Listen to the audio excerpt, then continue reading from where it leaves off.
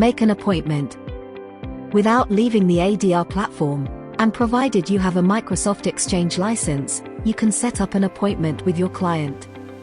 Once you are logged in, navigate to the calendar button on the left. Your Outlook calendar will open. Simply double-click the date and time you wish to meet with your client.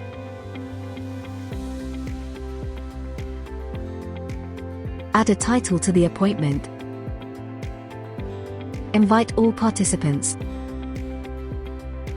And finally, click the Send button. This meeting will now appear in your calendar on all your devices.